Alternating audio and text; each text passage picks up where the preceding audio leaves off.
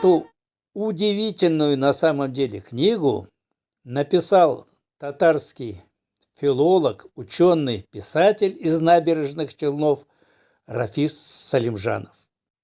Выпуск 34. Тавры и Крым. Тавры. Так называли древние греки аборигенов полуострова Крым, населявших его в первом тысячелетии до нашей эры.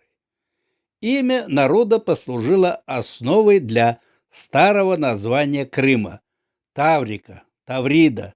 Это самое древнее название Крыма, оно просуществовало около 20 веков, вплоть до 15 века. Так пишут в Википедии. Ну что ж, идем по следам тавров. Есть в Петербурге Таврический дворец, который построен во времена Екатерины II для князя Потемкина, который покорил Крым. Есть университет в Крыму Таврия. Была даже машина Таврия в СССР. Новая форма героя советских анекдотов запорожца. Мой друг Ахмед Дусайлы в 90-х годах шиковал по улицам Набережных Челнов на Таврии. Есть футбольный клуб Таврия, есть магазины Таврия, есть торговые компании Таврия, есть в истории бунт моряков в июне 1905 года броненосцы Потемкин Таврический, тоже имеющий отношение к благородному греческому названию. Таким образом, и слово Таврия, и название полуострова происходит от культурного, цивилизованного названия, которое дали ему когда-то греки. Жили там греки? Говорят, то ли в Пантикопее, от тюркско-татарского Банкапут, ворота, то ли в Керчи. Короче, любят российские историки хотя бы в мечтах заселить Крым греками. Любила греков и неравнодушная к ним немка Екатерина II, которая назвала Тавридой Крымский полуостров. Чтоб быстрее забыли отбитое у крымских татар ханство.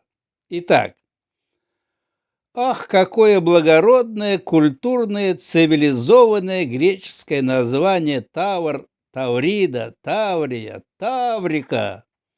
Однако, вот недавно в Казани поскребли малость и вытерли чуть-чуть, поскоблили вот это благородное культурное греческое название Тавр, Таврида, Таврия, Таврика.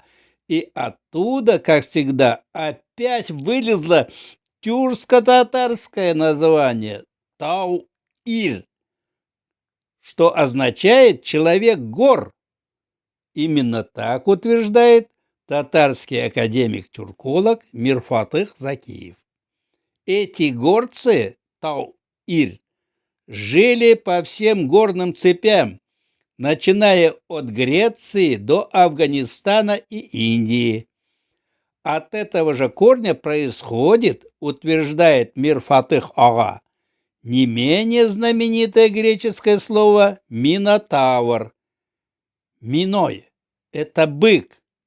Минай, наверное. Это бык, как известно, ученые уже давно обнаружили целый пласт культуры под таким названием.